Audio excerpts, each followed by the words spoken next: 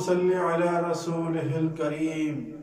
بھائیو، دوستو، عزیزو، یہ ہماری کارگزاری ہے 1.5 سال جماعت کی، یعنی 18 مہینے کی ہماری جماعت 7 آدمی پر مشتمل تھی، جس میں 2 ہمارے محلے کے تھے، ایک لیاقت آباد کراچی کے، ایک جناح ہاسپٹل کے بڑے ڈاکٹر آنکھوں کے آئی اسپیشلسٹ ڈاکٹر محمود سعید، اور ایک مکہ مسجد آدم جی نگر کراچی میمن بھائی تھے ہمارے ساتھی، اور ایک تھے نیلم کالونی کلفٹن، وہاں سے مراد گل صاحب، نیوی سے ریٹائرڈ تھے یہ بھی۔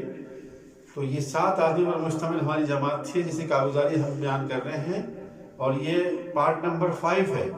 پہلے بھی 4 کارگزاری گزر چکی ہیں، تھوڑی اس لیے بیان کرتے ہیں ٹائم کم لگے۔ جو کوئی دلچسپی رکھتا ہے کہ متسلسل باقی رہے، پچھلی کارگزاری بھی سننا چاہتا ہے، تو اس کے ڈسکرپشن میں ہم لنک دے دیں گے، تو سننا چاہنے والے لوگ جو ہے اس کو ڈسکرپشن سے لنک کلک کر کے وہاں سے سن سکتے ہیں۔ تو جماعت ہماری کینیڈا میں، میرے دوستوں، پچھلی کارگزاری میں وکٹوریا آئیلینڈ گئی تھی، وہ بھی بتایا تھا، اور ابھی یہ کہ جماعت رچمنڈ مسجد میں تھی، جہاں پر اجتماع ہوا تھا، اور اجتماع میں جو ہے نا ساؤتھ افریقہ کے امیر اسماعیل پانڈیا بھی تشریف لائے تھے، وہ بھی شریک ہوئے، اور انگلینڈ کے حافظ محمد پٹیل صاحب بھی شریک ہوئے، یہ بھی بتایا تھا، اور کافی جماعتیں بھی نکلی، یہ بھی عرض کیا تھا، اس کی تفصیل پچھلی ویڈیوز میں موجود ہے۔ تو وہاں پر ہماری جماعت تھی، اور مقامی طور پر کافی کام ہو رہا تھا الحمدللہ۔ تو کبھی کبھی کیا ہے کہ جماعت میں بے فکری آ جائے، اور چاروں طرف سے اکرام ہو رہا ہو، اور حالات سازگار ہوں، ملنے جلنے والے اچھے ہوں، نصرت بھی آ رہی ہو، بڑے دور دور سے لوگ ملنے بھی آ رہے ہوں، تو کبھی کبھی جماعت میں بے فکری آ جاتی ہے۔ تو بے فکری کو دور کرنے کے لیے اللہ پاک کیا کرتے ہیں کہ کچھ حالات لاتے ہیں جماعت کے ساتھی پر۔ ایک ساتھی پر بھی آگے تو پوری جماعت متاثر ہو جائے گی۔ جیسے سر میں درد ہو تو ہاتھ بھی تکلیف میں، جسم بھی تکلیف میں، پوری رات نیند نہیں آئے گی تو پورا جسم بھی تکلیف میں ہوگا۔ تو کبھی کبھی حالات ایسے لے آتے ہیں۔ تو کیا ہوا کہ ہمارے ایک ساتھی مراد گل صاحب، وہ ایسے بگڑ گئے کسی بات پر ایک ساتھی کے ساتھ، کہا کہ بھائی بس میرا بستر دو، میں جا رہا ہوں۔ بستر اٹھایا اور واپس کہہ رہے ہیں پاکستان جا رہا ہوں۔ اب سارے پریشان ساتھی کہ کیا کریں بھائی، کیا ہو گیا یہ ایک دم سے، کون سی ایسی بات ہو گئی جس سے ہمارے یہ ساتھی ناراض ہو گئے۔ بات تو ہوئی تھی، معافی بھی مانگ لی انہوں نے، معافی تلافی بھی کر لی، غصہ دور کرنے کے لیے جو کرنا چاہیے تھا انہوں نے کر لیا، لیکن یہ ساتھی راضی ہو کے نہ دے۔ ٹکٹ اور پاسپورٹ تو ہر ساتھی کے اپنے پاس ہوتا ہے، بیگ میں یا جیب میں۔ فوراً بستر اٹھایا اور چلنے لگے پارکنگ کی طرف۔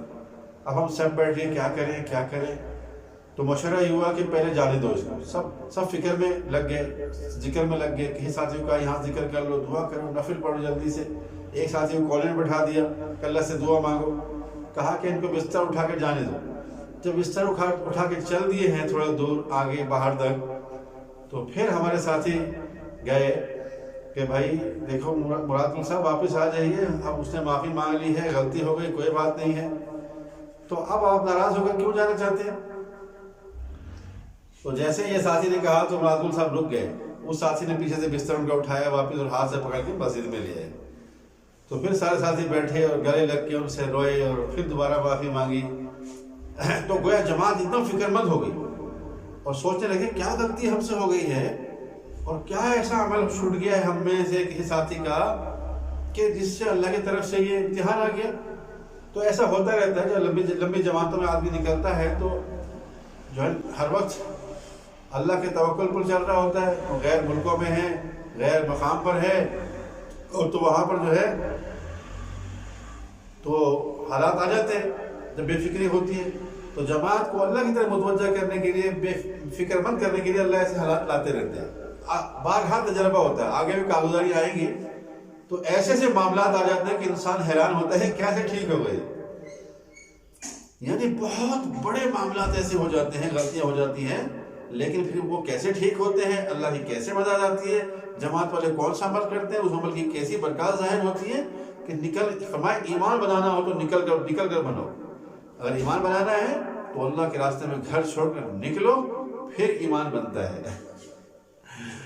تو فرمایا کہ ایمان سیکھنے کا راستہ ہے یہ. تو ساتھی فکر مند ہو گئے ماشاءاللہ. تو پھر سے گھل مل گئے اور ساری تلخیاں اور ناراضگیاں ختم ہو گئی، اپنے کام میں لگ گئے. تو اسی دن کیا تھا کہ شب جمعہ کا دن تھا، شب گزاری. تو جمعرات کے دن وہاں بھی شب گزاری ہوتی تھی سر موسک میں. تو رچمنڈ سے ہم لوگ سر موسک آ گئے شب گزاری کے لیے.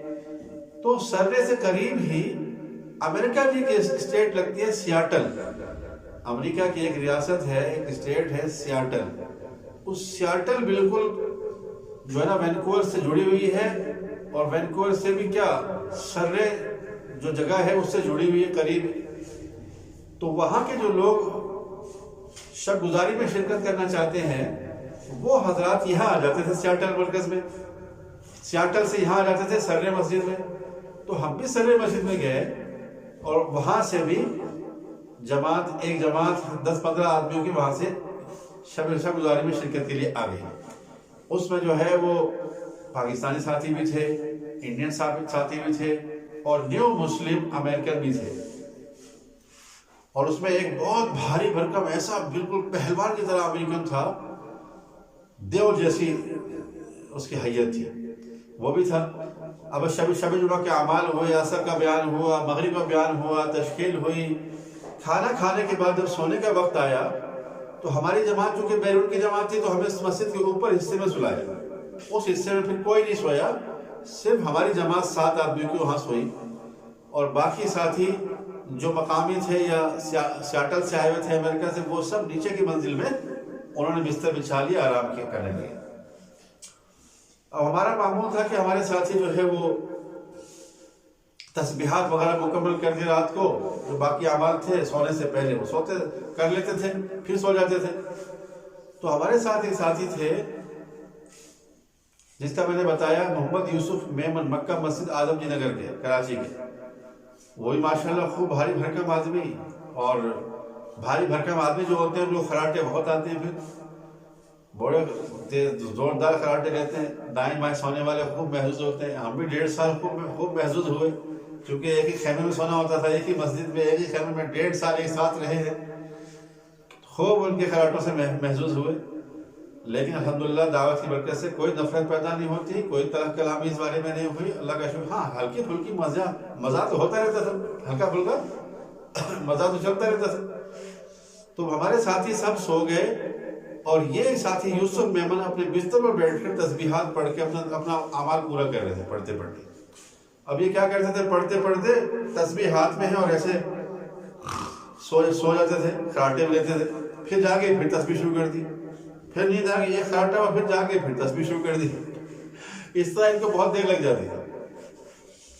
تو نیچے کیا ہوا کہ جو موٹا آدمی تھا جو امریکن جو سیاٹل سے آیا تھا، وہی بہت خراٹے لیتا تھا. باپ رے باپ، اتنے تیز خراٹے تھے اس کے لیے.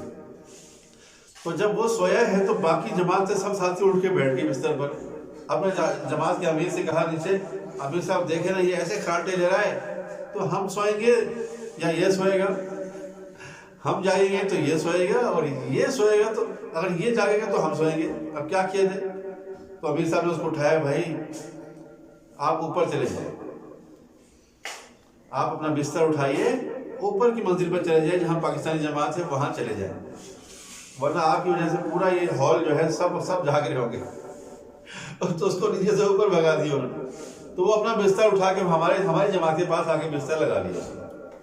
اب سو رہا ہے، بڑے زور سے خراٹے لے رہا ہے. ہم تو خیر عادی تھے یوسف بھائی کے خراٹوں سے، بڑے زور خراٹے لے رہے ہیں.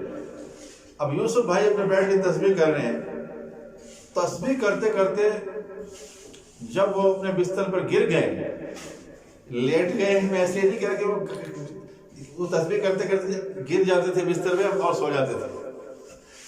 جب وہ تسبیح کرتے کرتے اپنے بستر پر ہمارے یوسف بھائی گرے ہیں تو جو انہوں نے خراٹے لینا شروع کیے، اور ایسے عجیب انداز میں خراٹے کہ وہ امریکن ساتھی جو ساتھ لے کر بہت پوری مسجد کو گونج رہی تھی اسے خراٹوں سے.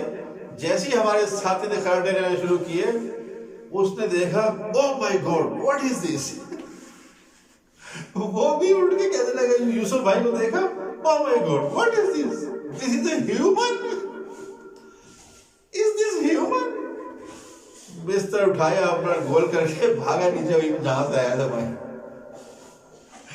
تو یہ بھی ایک کارگزاری کا حصہ ہے بھائی. اور پھر ہم نے اس کی جب امریکن کی آوازیں آئی جب وہ کہہ رہے تھے کہ یہ کیا انسان ہے ایسے خراٹے لے رہے, تو ہماری بھی آنکھیں کھل گئی.